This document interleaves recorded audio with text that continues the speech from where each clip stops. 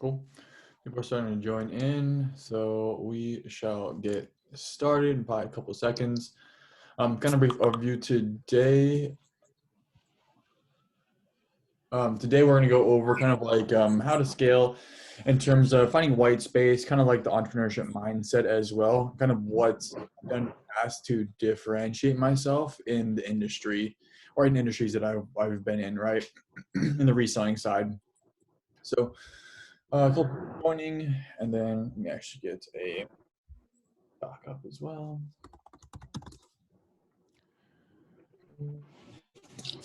I go over what I do, and then we can ask questions during the time as well. And then however long we go for the hour time, we'll go till then. So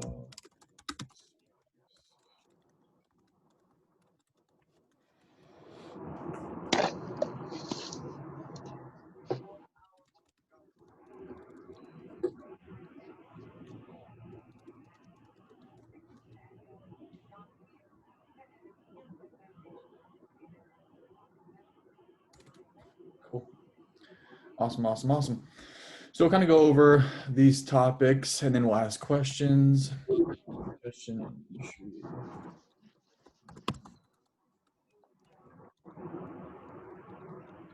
Cool. So on my end, so we'll go over these things and then ask questions along the way. I'm more than happy to answer. So kind of the biggest difference in terms of like scaling or making a good amount of cash in the reselling industry is kind of been white space. So what I talk about white space is so people. So in the white space, what we talk about is basically doing things that other people are not. You're gonna find a lot of congestion in terms of resellers in general, right? So there's kind of a bunch of sections resellers go into. They go into clothing. That could be bins, thrift, garage sales, estate sales. And then we have like liquidation, and then we have the niches. So in these big broad categories, if you're thinking, okay, I'm a clothing reseller, right? In these big broad categories, it's very, very hard to scale because there's so many people in that. So I worked in Silicon Valley for a while in a VC firm and startup incubator, and you see kind of the difference in like big tech companies, how they grow is let's say me, if I am in an industry, right? So let's call this an industry, and there's a lot of competition in this industry. But only people think is like I need to play chess a little bit better, as in I need to work harder or have better systems. Sure, that's definitely going to help, right? That'll help you boost your sales. But there's a whole other section, we call this like white space, right? That this is really where you can make a lot of cash. Like this is where the normal margins increase. You get bigger sales. You start increasing your business side in that side. So and personally, the two ways that I found white space before, again, you guys can copy these, I don't care, but kind of get the overview of them, right? So the two companies that I have ran in the past have been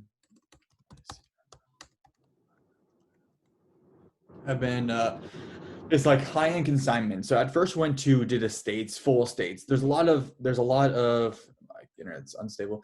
There's a lot of congestion in the estate business. Only if you look at the Pareto distribution. So this is the Pareto distribution states that this is kind of going a little more techy. That the 90% of the outcome is going to come from the top 10%, right?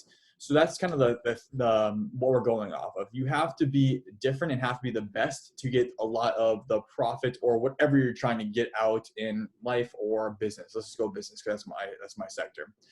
So how like I did these two things, these businesses here. This one runs. It's kind of like a side hustle, I guess you could say. This produces 6 figures in profit for sure each year.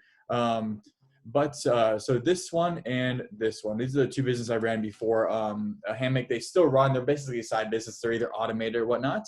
Both of these found white space. What I'm talking about as white space, this right here in Arizona, there's a lot of estate companies. There's a lot of trust companies.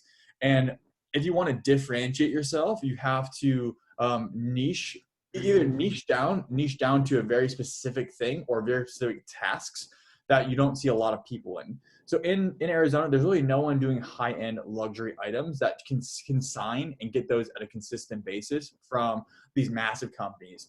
So how I position myself in this one would be saying I am a high-end reseller, high-end artwork, do all this kind of high-end stuff because I've done that in the past. Even if you haven't done the past, you can actually kind of fake it till you make it because it's pretty basically easy and consistent either way. So this is how I found white space in this industry, in like the downsizing resale, like reselling used items. Is I kind of niched down and took on the high end items. So kind of a quick thing, we picked up about $350,000 worth of a high end audio equipment.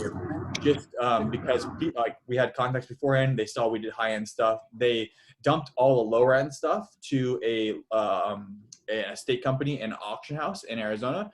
And then we picked out all the cream of the crop, the top 90% of the revenue of that location, right? So that's how we did it. And that's how we found white space in this industry. And in this industry as well, we kind of flipped it on its back. So hopefully this should help like the thought process and to really start getting that white space yourself. So what this one is we found that no one was arbitraging between eBay and Amazon. So what we did here is there's like margin in between. And then I started saying, also with this white space stuff, guys, you gotta test everything. Test any inkling you think is gonna work. That's how you get like big, massive like increases, right? Increases. If you test everything, you're gonna find a pop, right? So what I talk about a pop is you're gonna see like your normal sales. So before we're doing about 30 to 50,000 a month on eBay, doing that estate business, right? So we pick everything out. That's just on eBay. Obviously, we did estate stuff as well. So we're doing about this. You saw this pretty consistent over a year timeline, right? That's not how you really want to see your business. You want to see, you want to be if you are doing this, try to automate it as best as possible. And then you can start testing out different items. If you think, hey, I'm going to do this other approach to my business to try to get more inventory in, that's the best way possible. And then you'll see a massive spike. If you hit some gold mine, this is when you hit that massive spike. Once that happens, that's when you put in all effort and this one should go down, right? So how these actually work out is you should be testing. Once you hit that test that works, your other business that's cash flowing should drop down and go down to nothing, right? This is the concept. Once you hit that cash flow stable part, that's when you really start. That's when you get debt on the company. That's what we did. We got debt on the company, and then be able to spike that up to a few $1 million, right? So you're gonna find this kind of weird, unique, like niche, or again, a white space is the best way to talk about it, that you see that no one else is doing. Because if you're doing the same thing everybody else is doing, first off, obviously good job like trying to automate your backend process. That's going to be very important. But if you're doing the same thing as everybody else is doing, there's going to be no way to really differentiate yourself because you are just competing. A good example is in Arizona. There's kind of like a funny thing. Everybody has a real estate license in Arizona. There's no like even I have my real estate license and I don't really flip properties. But you see, everybody has a real estate license. So the amount of it's supply and demand. That's what I talk about white space, supply and demand. As in, if 10,000 brokers come on the market each week or each year, whatever it might be, and there's only 5K houses that need to be listed, you have a massive differentiator. And in this 5K, if the Pareto distribution is correct, look that up if you want to know a bit more about that. The Pareto distribution states that the top 90% of outcome comes from the top 10%, right? So if you're in the top 10% of real estate brokers, you are legitimately getting 4K of the 5K pie, right? And that's 10% of the top real estate brokers would be 1,000 people, right? So you're literally getting almost all of this pie. And then the crumbs are getting left off to other people. Crumbs can be very, very profitable, but only in large industries with high profits. If you guys seen War Dogs or kind of those kind of movies, that's what he did, right? He looked at, again, found white space, but he found it a different way. So all these big companies were fighting over the pie. And then what they did is they said, okay, there's these crumbs. Again, this redistribution, the big companies picked up the 90%, but they had 10% of white space that they can just go in and just grab as much cash as possible. Sure, the outcome became bad, but the principle is still the same consistently over and over and over again. So again, that's if you're trying to really differentiate yourself and make a killing, that's where you're going to really make that margin. Because if you're like me when I was doing eBay the baseline estate company is I was running in like a circle, right? Making roughly the same amount of profit, still the amount of effort was still there, right? Which became very, very difficult. So again, how you do this, and so efficiency as well is a big thing. And again, if you guys have any questions or you want me to talk about anything else, just hit me in the chat or talk on the thing. This is your guys' time. Just me kind of going over stuff. Cool. So in this section, what was I talking about? Yeah. So if you're trying to get that white space, just try to go for that white space and make sure that you are different. Oh, also in cool, got some chat. Just joined. Cool. What's up, Michael? Also, so how to make money is efficiency as well, right? So to like it's like let's go just the basic garage selling. The easiest way to think about this is garage selling, right? Or thrifting or whatever that may be, right? So efficiency as in time efficiency and capital efficiency, right? If you can have both of those things or even one of those things and you have a lot of cash, or you can raise cash or use credit cards or get a loan, that's how you scale, right? So efficiency as well as white space. Even if you are more efficient than your competitors in a non-white space environment, you will win. You will become one of those 90%ers, right? That's very, very important as well. So efficiency as in, let's say I'm garage, I'm doing garage sales, right? I love garage selling, margins fat, right? The reason why the margin's fat is because there's a lot of white space in terms of you going out and picking. If you're a better picker than the seller, you're going to win, right? Or if you find like, if you're better at sourcing, well, that's kind of a good topic to go over as well. I'll go over this as well. If you guys are garage sellers, this is super helpful. This helped me do like 350, it's 400,000 just garage selling 1 year. But like, so let's say you're doing garage selling, you're coming down, you are photoing yourself, you're listing yourself, you're cross-listing yourself, you're doing communication yourself, and you're doing shipping yourself, right? First off, this is not something fun. So you're doing all this yourself. You are not efficient. This is like the least amount of efficiency as possible, and that is not good. For multiple reasons. One, you're taking a lot of your own time up, right? And time is the biggest asset we have.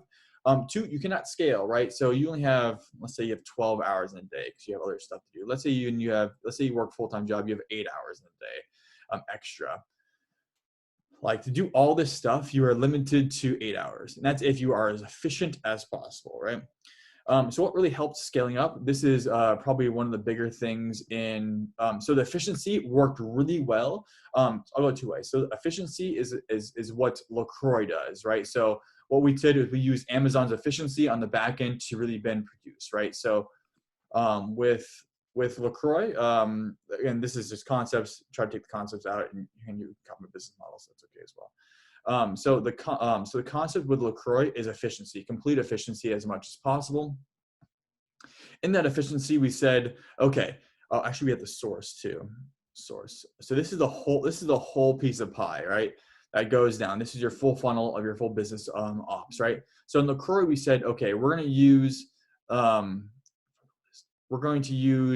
in-house sourcing, in-house listings. You have to list it to eBay or Amazon.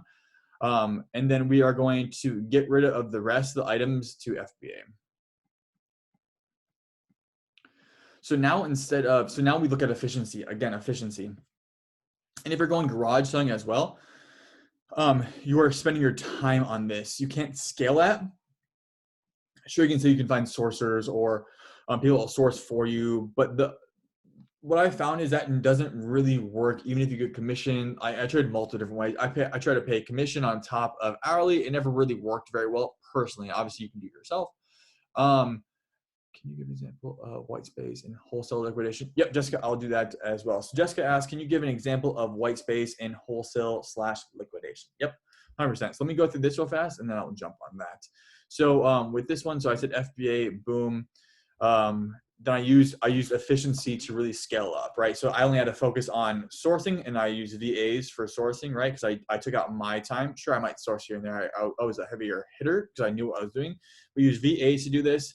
and we had my in-house team doing this. You can also use a third-party source, third-party listing agency as well. They're more than happy to do that for FBA, like the pack and ship people, whatever they are.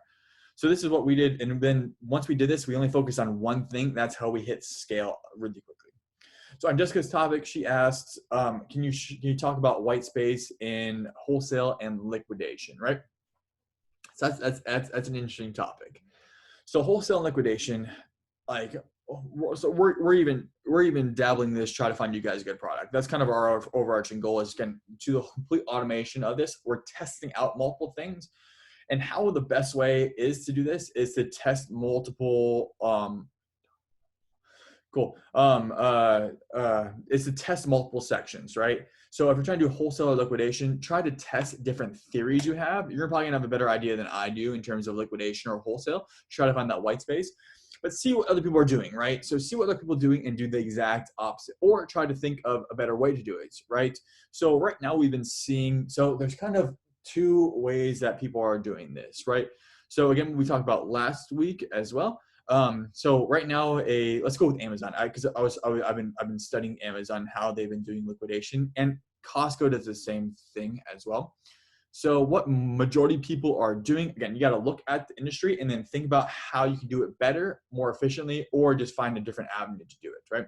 So wholesale, like I run a few wholesale products, not really wholesale, I guess you call it wholesale, on Amazon, which I found sourcing through eBay, right? So that's the way I found white space in that terminology, as I did. I went from I just changed the direction, right? As normally people are in wholesale, they're going like a distributor. So there's only so many distributors, again, pre-distribution. So let's say there's 100 distributors with this, right? There's 100 distributors and everybody is going after the same pie, because people are running the same distributors, reaching out for the same products. That's why margins get smashed. And the distributors happy because they can just move more product, right? They're very happy. Longer timelines for that. So let's say there are 100 distributors in the United States or wherever you're trying to source from. If you think, okay, why am I going to go after this 100 pie? Think about how they're doing these things. Make sure you know how they're doing it. So right now it seems like they're just researching items, or going through. Right now people are going through Jungle Scouts or Helium-10, researching that way, because we have people doing it through our VAs, researching it that way, and then going out and reaching out to those people. There's hundreds of thousands of people doing these things, or not hundreds of thousands, there's tens of thousands of people doing the exact same thing. Got to think differently. So what I did is I went through a different model, right? Again, you can do this, it's up to you. I went and said, okay, I'm going to look on a third-party platform that people are trying to sell items at, right? And then I'm going to try to find wholesalers this way. I did eBay. You can do OfferUp as well. We had a few larger, like it was LiftMaster at the time, LiftMaster suppliers that came off OfferUp, right?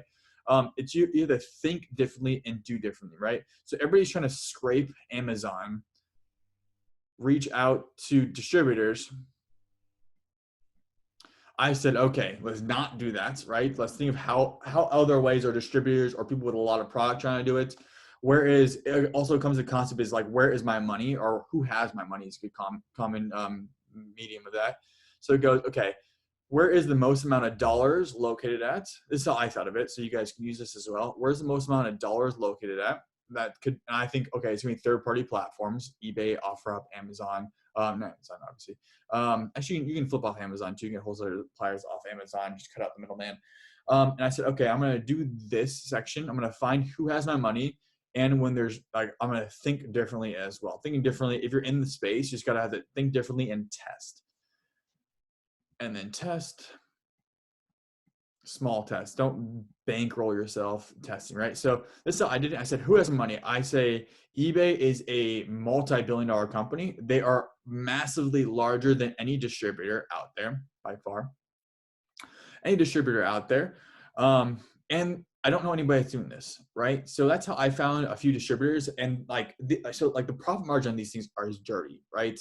So on a few items, like before I started doing hammock, like you're making $50 off $10, right? Just by thinking differently, you can then find where the margin's at. Because if no one else is doing it, no one else is chasing that pie, you can then go in and say, okay, I'm going to do this differently, and then that's where the money comes in. Because again, if you're so what happens here with 100 distributors is you're pushing down margin. So this distributor is more than happy to give 20 people their same product line. And what happens is that large amount, let's make this 100 units, goes down. They say, okay, I'm going to push 100 units to 20 people. Then normally their lead time of selling this 100 units before when they're doing 1 or 2 people would be 10x that.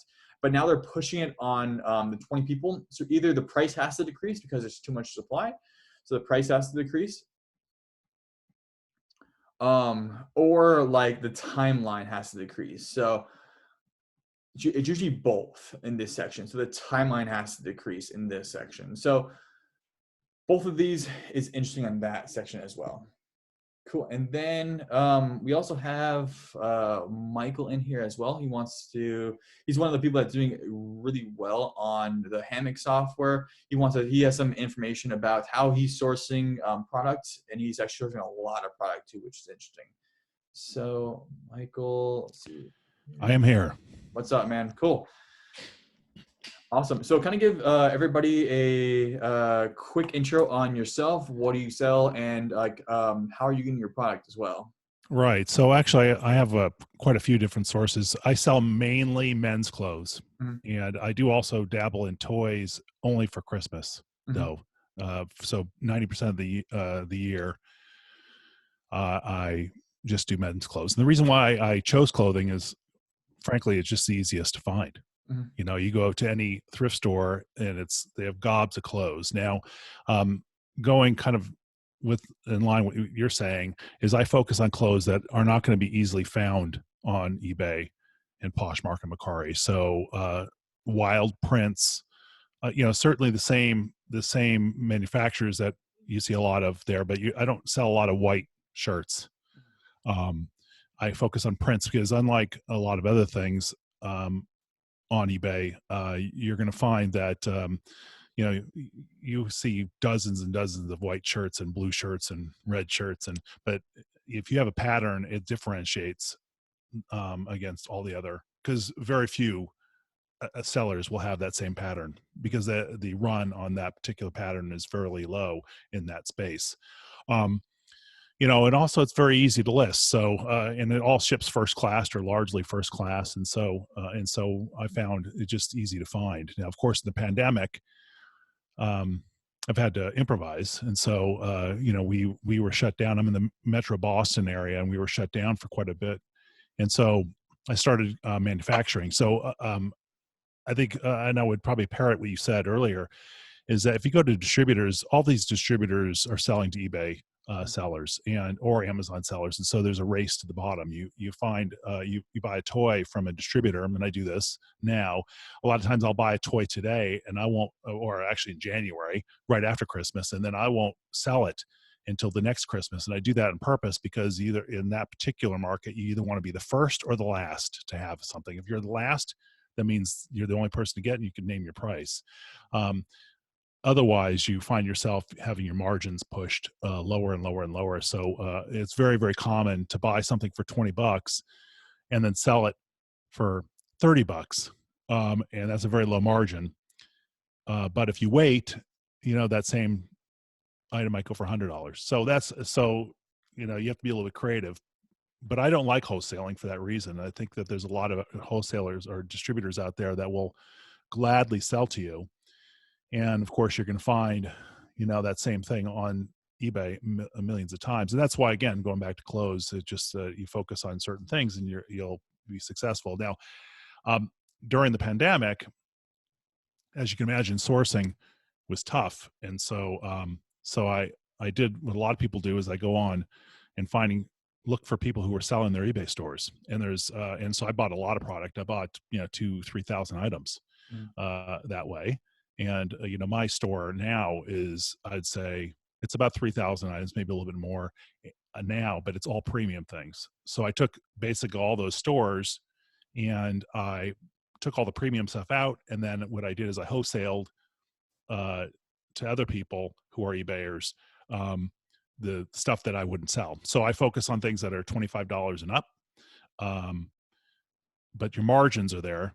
I go through that quite a bit when I talk about it. But you don't want to go with something that's too cheap. A lot of people will sell, cheap clothes items, and yes, you could sell more of them. But the problem is you're only making $1 or $2 each after all the fees and shipping and so on. So In you volume. focus on, it's all, so and I ran into, I signed up with Hammock fairly early when I started this, because I knew right away that there's no way that I can list as fast as I could sell. And so I moved to Hammock, probably 2-3 months in. So something like that. So, and it's been great. Um, it's been a growing experience. Obviously, I'm a very particular way of doing things, as you know. And so good and bad, but I think that, we came up with pretty innovative ideas with the forms that we put online with the Google Forms, and how we use list perfectly, and how we cross list, and then I have started something new called the funnel, and that's essentially where I post my stuff onto my Shopify store, and then Shopify integrates directly with Facebook and Instagram. So now I can start listing all my items on those platforms. And you think eBay has a lot of traffic.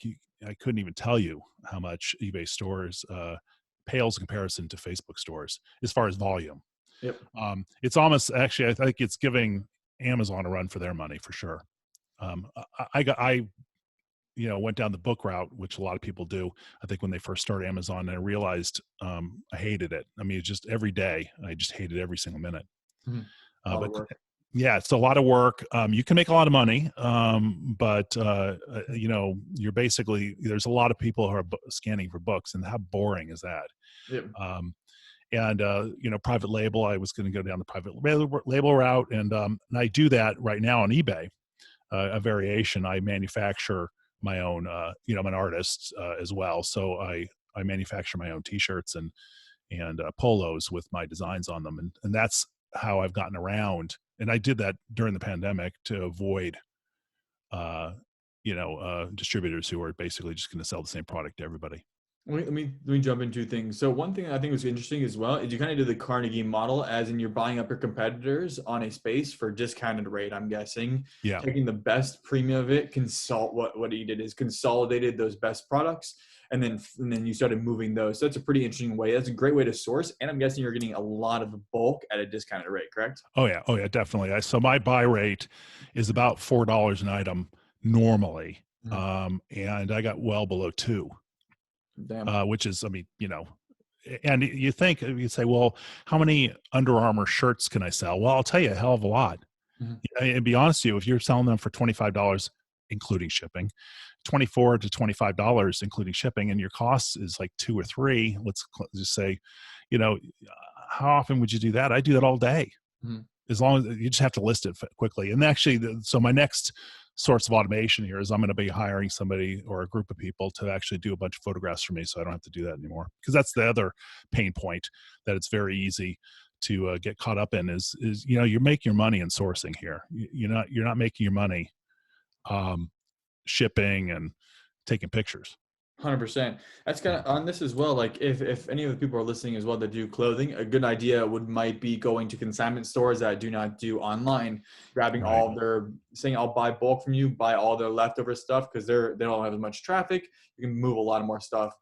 And two things, we have a couple questions as well, but the last thing as well, kind of the interesting thing you've done as on this side is you're kind of niching down and saying I'm going to sell men's clothing that has different patterns, and then I'm guessing the ones that you sell the best. Let's say I'm just going to make up a random thing. Let's say it's a Santa Claus that's on a snowboard. I don't know. And then you're saying, okay, I'm going to print these out now because I know this is in hot demand, and then I can sell them at a higher premium, and you have a lower cost because you're making them yourself. Basically, private labeling based off Yeah. information you've gotten by buying. Well, I've taken the print on demand. So a lot of people don't really do this, but there's a print on demand is a whole area, just like eBay is a whole area and Amazon's whole area. And so I was using print on demand. And the problem is that they also take your margins. So what I do now is I actually bought a print machine, which, $2,000, which is, in a press. And basically what happens is I get an order in and I don't actually make it until they order it. So I actually have, let's say 100 shirts, 100 blank shirts, but I have unlimited number of, because it's all digital, right? So I just print it out when I need it. I press it, I send it out, but I put a card in there saying, if you like these other shirts, go to my website, right? And then they go to the website and that's all print on demand stuff. So I don't fulfill any of that stuff. So that actually is a way of automating, right? I give up margin for that. I give up, but it's found business. And I started doing that also. I started putting customer service card in all my packages now that go out to, Mercari customers and eBay customers, again, directing to my website. Don't care whether or not they buy from my website. But I want them to kind of only see my items. Yep. And then we have a question from Jessica. What do you mean by Facebook stores? Is that the same as Facebook Marketplace? No, actually, Facebook Marketplace is more open and anybody could just list on that. You have to open up a Facebook store. It doesn't cost anything. They take a percentage. It's kind of like a Mercari where you just list stuff and then they take a percentage. And it's low. I think it may even be 10%. And I just started doing this. So I'm not the expert. I will say that. But I just knew that, to get, clothing normally has like, 3, 4, 5% sell-through rate. And I have 15 sell-through rate now because I cross-list everything, right? Like Poshmark, Mercari, Grailed, eBay, of course, and now just adding Facebook and Instagram. But they don't really offer a tool to just do that. You can't just take all your eBay stuff and just point it to Facebook and Facebook will pick up everything. They just don't have that integration. So you have to use a third-party software, and I use Shopify, and that's why I have that bridge technology in my Shopify store. I don't intend to,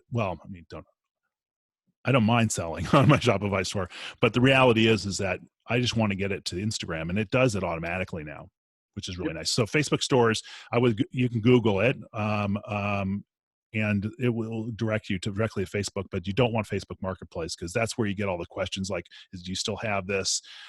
People could actually just post a comment to you and then you're doing that all day. Facebook stores, you don't have that. It's a store. Yeah, it's basically the difference between OfferUp and like an eBay / right store. Exactly. And Instagram's similar. I haven't sold anything on Instagram yet. I have sold a few things on Facebook though. Nice. And then Michelle asked, do you sell new or used at that cost of goods? I think she's talking about the $2 Under Armour you're talking about. Well, some of it was new, but generally that's used. You got to be very, very picky with used. Obviously, I sell mostly used because that's where your margins are. Because you go to even a thrift store, you're going to find that they're going to price new stuff higher, even if it doesn't deserve it, right? Yep. I can't tell you how many times I've seen express jeans, for basically 10% off of what you can go buy it from the express jeans store, right? Whereas it's used, it's $2, $5, whatever. It's like these people on Goodwill, I know, like even some of the on the back end, they're pricing at scale. If they see anything, they're gonna put a dollar tag on it. They're getting better. Yeah. Don't get me wrong, they're getting a lot better in terms of their price are getting more expensive. Because the more resellers that are going there, the less margin that resellers can make. And it's really determinant on where you are in the country. So if you're in a rural area, they might have a Goodwill or Salvation Army or whatever for miles. And so they're going to charge what they're going to charge. I'm in Metro Boston. I have like 20 of them within driving distance. I could even walk to 2 of them. Right? So of course during pandemic, couldn't walk anywhere. But the point is that I'm lucky. I'm about to move to Florida though, and Florida is not quite as good. And you get a lot of variety here in Massachusetts specifically because you have the hot summer months, plus you have a bunch of snowbirds going to Florida. So you get the Tommy Bahama, but then you also get the Pendletons, right? Because of the weather fluctuation. I'm lucky. I have 2 bin locations right near here as well. So that being said, when we were shut down, you just have to look for those opportunities, and there are tons of them, even on eBay itself. You just go into eBay and just type in bulk clothing lots, and you're going to get a whole bunch of stuff. And those are just eBayers who just want to sell their business. Mhm. And, you know, your business is only worth like, 30 cents on the dollar, the retail dollar, if that. So it's low.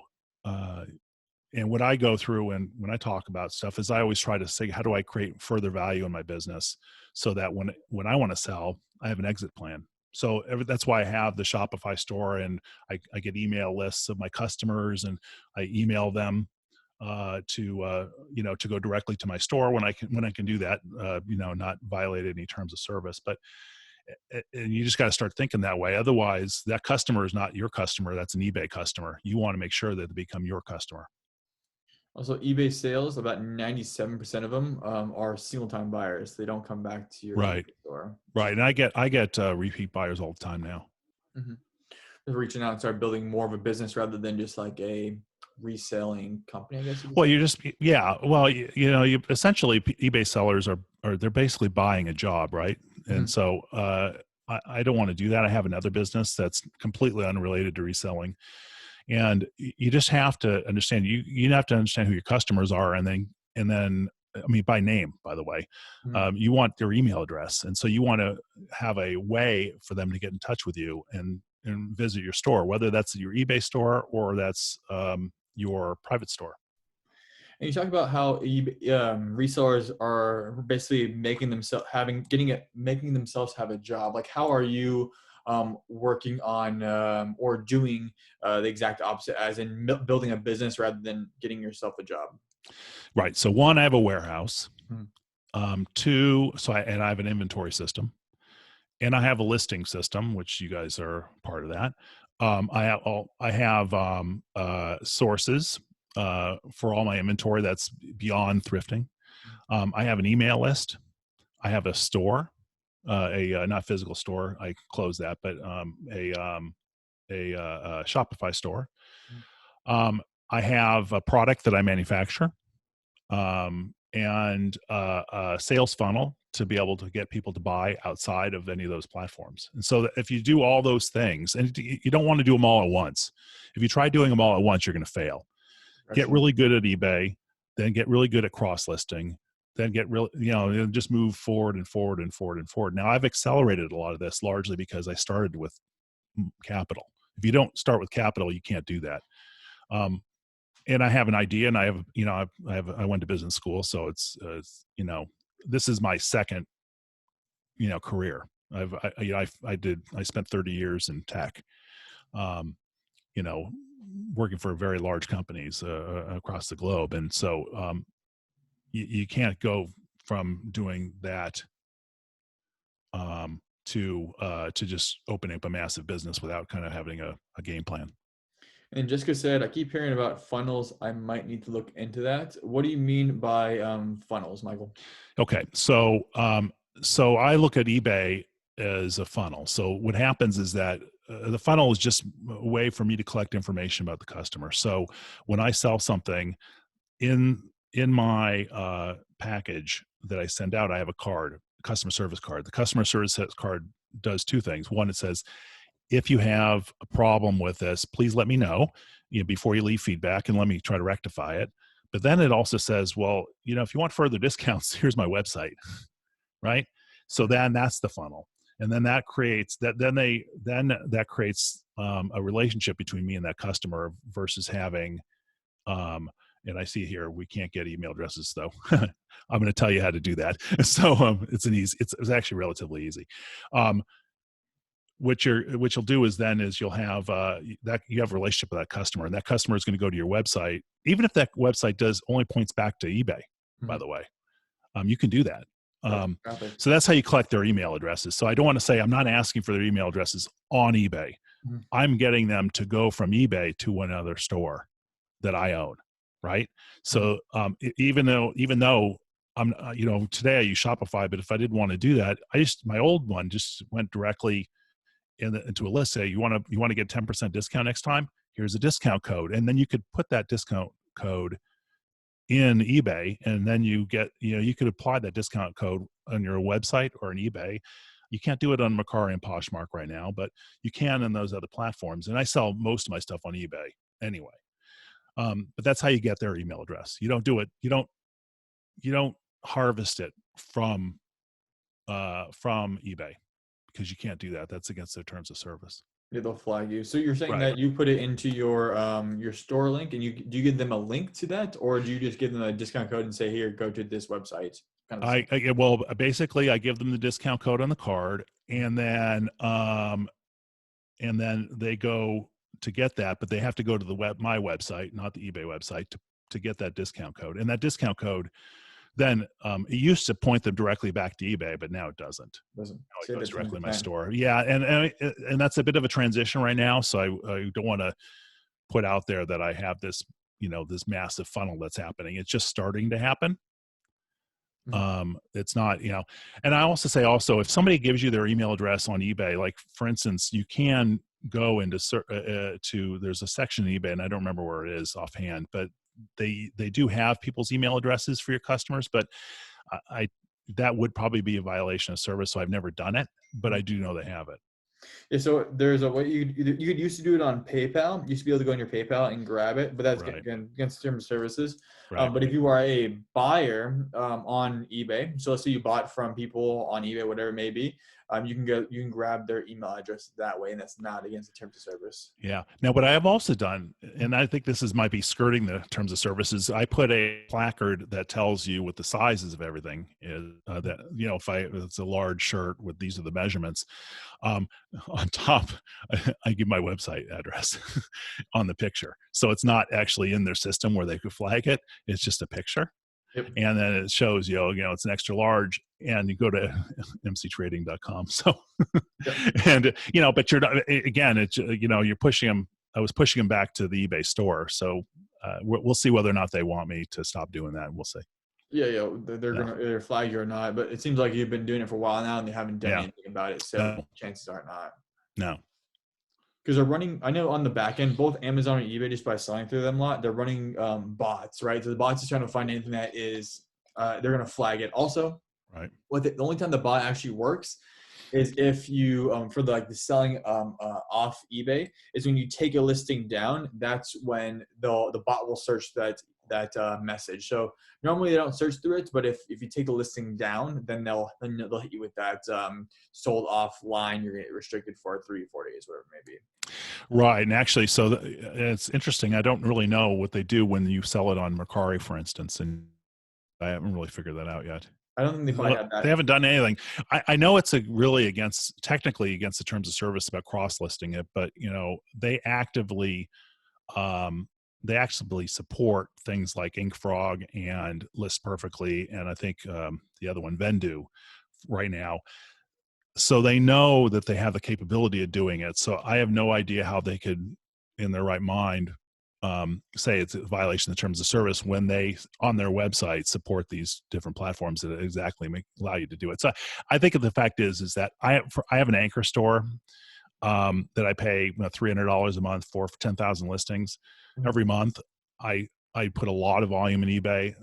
They're not questioning at all. Yeah. Especially if you're a larger seller, sure they might worry about it sooner or later, but right now it just pushes as many items as you possibly can, and you should be good. Yeah. Cool. And then so kind of still on the same topic of how are you building out funnels? Not as in what's the thought process behind them of to let's say get more customers through eBay store or buy more items. How are you thinking through that? Because I think the thought process is more. The thought process is probably the biggest thing that people are don't have yet. Well, right. You just like I said, you want to crawl, walk, run, right? You start with one idea, flesh it out a little bit, let it run for a little bit, and see whether or not it's successful. And then if it's not, you stop it. And if it is, you keep on doing it. And that's some of these funnels that I've created. They're in the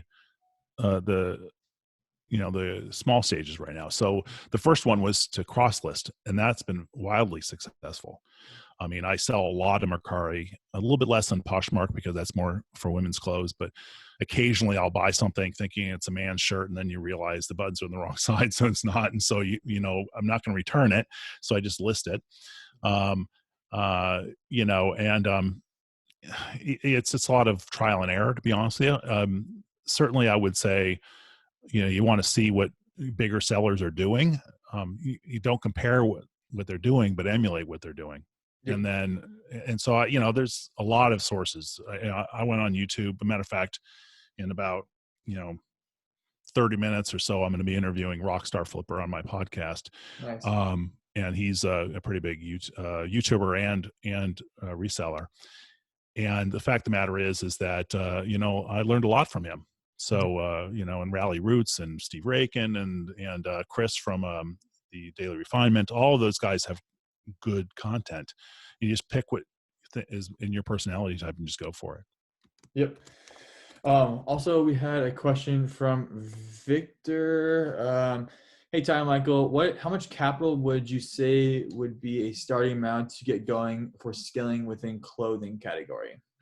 Okay. So, I have, like I said, about 3,000 items right now. So I started off with about 15, 16 grand or something like that. Now, I'm not saying you need 15 or 16 grand to do this. Matter of fact, I would say the fact that I had capital made it, it just hastened the ability for me to make more mistakes quickly. So, I bought a lot of stuff that I'm just, I had to go through all my inventory and get rid of it. But, I would say you want to bootstrap. I would say start with 5 or less, and pick high volume items. And I use Terapeak. I use Terapeak all the time. Matter of fact, I have a YouTube video on Terapeak on how I use it. And of course, they just changed it a few days ago, so I'm gonna have to redo that. But it works basically the same way. But Terapeak is your friend. It'll tell you what your sell-through rate is, and only buy those things with high sell-through rates. Then you're gonna be okay. And that's why you think, why would I buy Under Armour shirts? It's because they have a sell-through rate of 35%, versus regular clothing, which is 4 or 5%.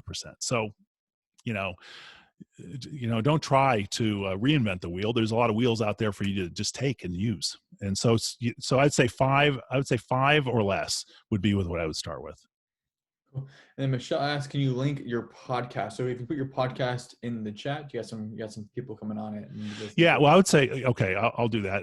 It's oldfashionedmike.com. Matter of fact, here, I'm going to take it off privately. I'm going to put everyone. And I'll say www.oldfashionedmike.com. If you go there, that's where you can find my podcast. But I'm on Apple, I'm on Google, Spotify. There's others too, I think. So, and I just started it. I'm like 5 episodes in. Matter of fact, I interviewed Sid, my last one. Nice. Maybe it was 2 times. Maybe it was 2 times ago. I don't remember. So, but I do a lot of started to do a lot of interviews now. But I focus on mechanics I don't really go into, feel good about what you're doing. I basically talk, this is a grind. Everybody knows this is not an easy profession. It's rewarding when it works. But I talk about building a business in my podcast and the mechanics on how to do that in a little bit more depth than this, obviously. But and the practicality of how to do it, and that's really what I focus on. I start with a podcast. I'll probably do a few YouTube things. I'm really I don't really love YouTube, to be honest with you, but it's a little bit of an addiction. I hate to say, but on top of the whole operations side, it's probably one of the biggest thing that new resellers they can source, right? They've gotten the sourcing relatively down, right? Yeah. Going to garage sales, they know, go search on eBay, search on sold, but the mechanics of a business is probably one of the bigger things that new eBay sellers or people trying to scale up don't have really a lot of knowledge with. And that's really not what's shared. I know Chris does a pretty well job in giving the mechanics of that side, but not a lot of people understand it or haven't tested it out enough to really get it. So again, on your podcast, it should be super helpful for anybody that's new or even existing sellers trying to scale up. Well, listen, more content is better. So Chris has a completely different focus than the Rockstar Flipper. Yep. I'm probably closer to Chris than the Rockstar Flipper, but the reality is that it's both are valid ways to do things. And so Chris is very, very methodical, and I'm that way too. I come from a corporate background where that's where we had to do it. And, I came to this business because I had to, I was flying over Dubai and had a heart attack on a plane at 30,000 feet. And I needed to get out of the corporate life. And so I got thrown in to this. But I know that I wanted to do something that I built a business, and most eBayers don't do that. And I would argue with you a little bit. And I'd say most eBayers don't know how to buy stuff either. They I can't tell you how many times just go on eBay and see how many people list Gap clothes. Sure. I can go to the Gap and get Gap clothes. What do I need to, I want to, if I see Prada, I want to buy Prada. I don't want to buy Gap. And so I focus on that end. Buying better. No, I think you're actually right. Let me actually phrase that. People know how to go to thrift and get like decent thrifted items and be able to make some cash on that, right? But if you're talking about like high end stuff that really makes a lot of money, not a lot of people can do that, and that's a different skill set by far. Well, it is, but also I would say don't if you swing for the fences all the time. If you want to hit home runs, you can find them. You might hit one home run a day, whereas I go to a store. So most of these people that go out and they buy 5 or 6 items, and they say, look, I made $25 today, whatever. I buy hundreds of items in one day. So, and I know things, for instance, I know LL Bean flannels, I could sell those all day long for $30, and I buy them for 5 or 4 or 3 or whatever. So, but focus on those. Don't focus on finding product. You're going to find the products. Be happy when you do, but focus on the stuff that you're going to move. You can move quickly or relatively quickly. Because I'll be honest with you, some of those higher end stuff, people don't trust it on eBay, so they're not buying them. So you might sit on a product. I have probably a dozen Prada shirts, literally a dozen sitting in my inventory that, I have people look at them and they like them, but, and they may make an offer occasionally, but they're not realistic offers. But the reality is, in the meantime, I've sold like probably 20 LL Beans. Yep, so, too. Yeah, hit the singles and doubles. Don't worry about hitting home runs. You'll get the home runs. Just focus on that, and you'll sell a lot. I've sold like 4 since we've been talking. Nice. Yeah, focus on the process, right? Keep focusing on the process, and then you can start. Like, you'll get a lot better at the process, and that's how you make a lot more cash, right? Right. Yeah. Cool. Any kind of wisdom that you want to leave with the people listening? If not, we're almost at the time. Yeah. No worries. So I would just say, and I say this in my podcast too, is know why you're doing this. I mean, don't do it because I like money. Because if you like money, there are better ways to make money quicker. Understand why you're doing it. Because when it gets hard, that's when you don't have to dig very deep. If you've been kind of saying, well, I'm doing this because I had a heart attack on a plane, or I'm doing this because I want to send my kids to private school. If you know that, then you'll get through the hardest, the hard. It's kind of interesting. Yeah, on the same topic, like the harder you're looking for something too, the more difficult it becomes to really do that thing, Right. Cool. Awesome, guys. Any other questions for Michael before we jump off, or any other questions in general? This is the time to ask. If not, we are probably going to close it out. Awesome. Give it a couple seconds. And guys, again, thank you for joining us today. We have this every Tuesday. If you want to join, if you have any comments, questions, or concerns, or any topics for next Tuesday, let me know. Send me an email. You guys have my contact information, ty@hammock.com. And keep automating, keep building, guys, and keep scaling. She wants to know, you want Jessica scaling next week? For next time. Cool. Perfect. Francisco says, Michael, thank you. Michelle, the second. Cool. You're welcome. We'll do scaling next week. And Michael, again, thank you for your time and jumping on the call. And thanks again, everybody, for jumping on this as well. Hey, thank you. Catch you guys. Will you have a video for this week? Yes, Victor, on both. Catch you guys.